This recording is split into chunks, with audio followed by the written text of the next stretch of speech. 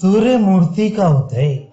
वशिष्ठ जी कहते हैं लवण नदी के तट पर उस तपोवन क्षेत्र में सूर्य देवता के दर्शन की आकांक्षा से जो रहते हैं अथवा जो आते हैं, उनमें से कुछ लोग पवित्र आत्मा होकर ध्यान धारण करते हैं, कुछ लोग सूर्य में संलग्न मन वाले होते हैं और कुछ संपन्न लोग यज्ञ करते हैं और कुछ लोग आत्म तत्पर होकर चिंतन करते हैं।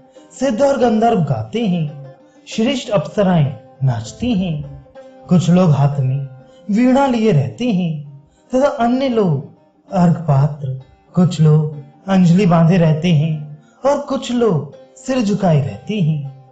योगी, योग चित्त, मुनिगण और नियमित मन वाले ऋषिगण शांति युक्त होकर सूर्य देवता का स्तवन करते हैं। या तो दान, यक्ष, सिद्ध और बड़े बड़े नाग, दिक्पाल, लोकपाल, विघ्न विनायक सब लोग भक्ति में लीन होकर उन सूर्य कानन में निवास करते हैं। वे शरीर, इंद्रिय और प्राण से क्षीण होते हैं, सूर्य देवता की आराधना में तत्पर होते हैं, जागरण के कष्ट से युक्त होते हैं, राह चलने से थके रहते हैं और पीड़ित होते हैं। सूर्य देवता के उदय की आकांक्षा करने वाले सभी लोग उनका स्तवन करते हुए प्रभात वेला में पद्म राग के समान लाल प्रकाश वाले सूर्य की ओर ध्यानस्थ हो जाते हैं। सूर्य के उदय की आकांक्षा वाले सभी द्वारा स्तूयमान सूर्य के किरण द्योतन से समस्त दिशाएं और पृथ्वी विमल हो गई। समुद्र, आकाश और पृथ्वी लाल हो उठी। तत्काल ही समस्त ज्योतियां एक ज्वाला के रूप में बदल गईं। उस उदय बेला में एक सूर्य दो स्थानीय हो गए और दिवाकर अद्भुत रूप वाले दिखाई पड़ने लगे। उनका दो प्रकार का मंडल दृष्टिगोचर हुआ, एक अंतरिक्ष में विद्यमान और दूसरा समुद्र में। भगवान सूर्य की दूसरी मूर्ति जल के बीच में विराजमान है।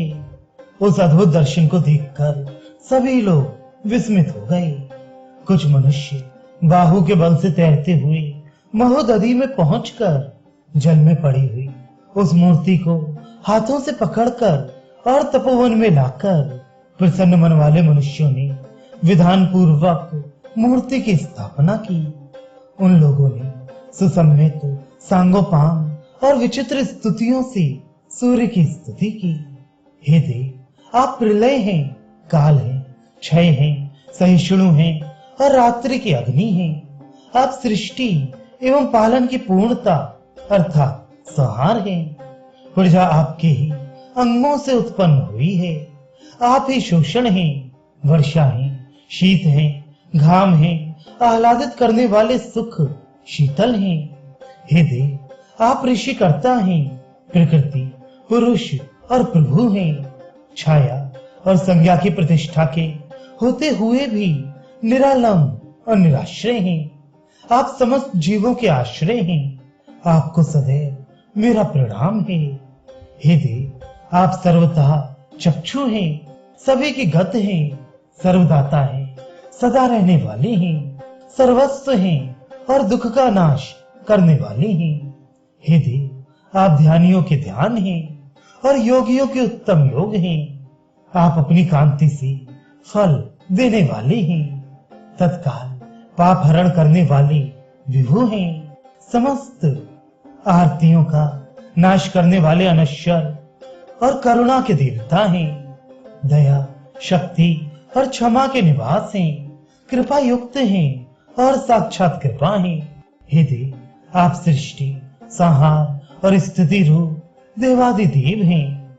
सूखापन, जठराग्नि, दाह, तुषार दहन की आत्मा वाले आत्म समर्पण किए हुए दुखी के रक्षक हैं। योगी और योग मूर्ति हैं। ऐसे आपको नमस्कार है। हे देव, आप हृदयानंद हैं, शिरोरत्न की प्रभामणि हैं, बोधक हैं, पाठक हैं, अध्ययन करने वाले हैं, ग्राहक हैं, गृणात्मक हैं। हे देव, आप नियम हैं, न्यायी हैं, न्याय करने वाले और न्याय बढ़ाने वाले ही। अनित्य है, नियत है, नित्य है और न्याय मूर्ति हैं। आपको नमस्कार है। हे देव, आप शरणागतों की रक्षा करते हैं, दुख सागर में पड़े लोगों की रक्षा करते हैं, विदलित लोगों को ऊपर उठाते हैं। ऐसे आप लोक चक्षु को नमस्कार है। आप दमन है, दुर्दांत है, साध्यों के भी साधक हैं, बंधुहीनों के बंधु हैं। ऐसे बंधु स्वरूप आपको नमस्कार है। हे दया निधान शांति करे, हे जगतपते प्रसन्न हो। जो हमारा अभीष्ट था उन कल्याणकारी वाक्यों को हमने कहा। इस प्रकार सुनकर तत्पश्चात सब लोगों ने सूर्य प्रतिमा के विषय में पूछा। ये मूर्ति किसके द्वारा बनाई गई, किसके द्वारा आपको मिली, और हे देव, किस लिए आप यहाँ आए, हमारा संशय दूर करें। देवता बोले, प्राचीन काल में समस्त संसार के कल्याणार्थ देवताओं द्वारा पूजित ये मूर्ति विश्वकर्मा ने समावेश द्वारा बनाई है। हिमालय पर्वत के ऊपर कल्प वृक्ष से निर्मित की गई है और वहां से चंद्रभागा नदी में प्रवेश कराई गई। चंद्रभागा से व्यास में, व्यास से सतलज में और सतलज से ये यमुना नदी में आ पड़ी और यमुना से ये धीरे धीरे गंगा में ले आई गई और गंगा से मोद गंगा नामक महानद में लाई गई। मेरे ही अनुग्रहवश वह स्थान तीर्थों में श्रेष्ठ बताया गया। उस मोदक गंगा से ये लवण सागर में प्रविष्ट हुई और इस समय मेरा स्थापन कार्य परिवर्तित करो।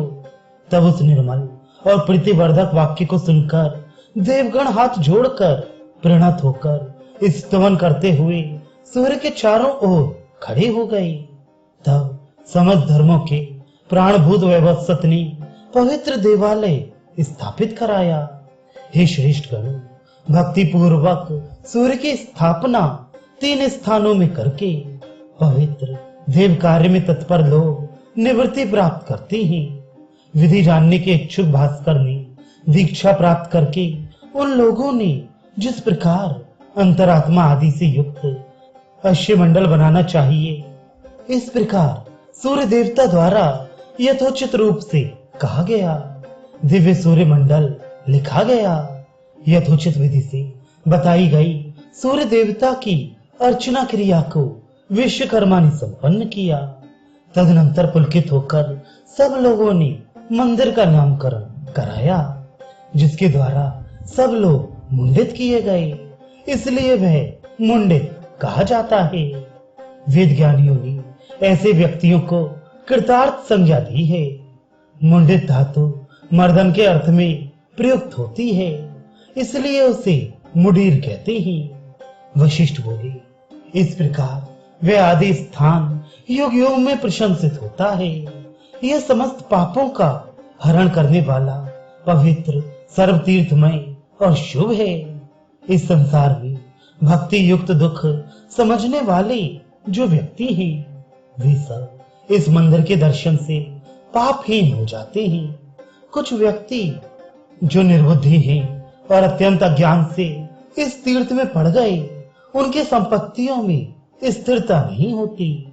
जब तक सूर्य तपते हैं तब तक क्षीर सागर है, जब तक भूमि धारण करने वाले पर्वत हैं, देवता हैं, तब तक सूर्य की कीर्ति रहेगी। पृथ्वी में जो मनुष्य पाप युक्त उत्पन्न होते हैं और जो इस क्षेत्र का आश्रय लेते हैं, उनका रक्षक सूर्य है। इस प्रकार के ये सूर्य देवता ज्ञानी पुरुष द्वारा सदैव आदरणीय है। हे देव, इस पृथ्वी में कीर्ति एवं धन के आकांक्षी मनुष्य फिर क्यों हैं? समस्त देवताओं द्वारा अधिष्ठित यह सुरेश का स्थान है। वे शांति, पुष्टि, सुख और काम देने वाला है। समस्त जीवों की विपत्तियों का नाशक है। यही सूर्य का यश है, जो कि प्राचीन काल में मुनियों द्वारा कहा गया। इस क्षेत्र में मूर्ति में संस्थित उदीयमान सूर्य को जो देखते हैं, वे मनुष्य भूतात्मा होकर अपना निस्तार कर लेते और गोत्रवर्धन करते हैं। इस सूर्य क्षेत्र में मनुष्य जिस जिस कार्य को प्रारंभ करता है, इस लोक और परलोक में उस कार्य की सिद्धि प्राप्त करता है। ये जम्बू द्वीप महाद्वीप है और सर्वश्रेष्ठ कर्म भूमि है, जहां पर की इस प्रकार की कीर्ति स्वयं सूर्य देवता द्वारा ही प्रकीर्तित है, जहां सूर्य स्वयं देखते हैं और जनों को शुद्ध करते हैं।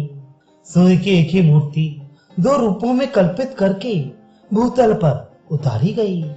प्रत्यक्ष बेला में जो मनुष्य एक बार मुंडेर को देखते हैं, उन्हें कभी भी भय, शोक और रोग नहीं होता।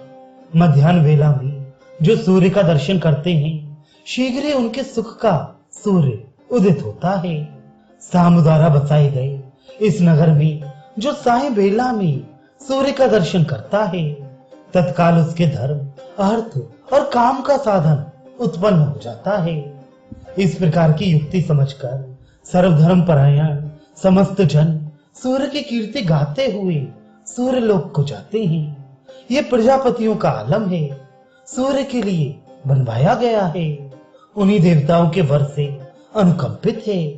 यहाँ विघ्न उत्पन्न करने वाले लोग पतंगों की भांति क्षण भर में अग्नि ज्वाला में गिरते हैं।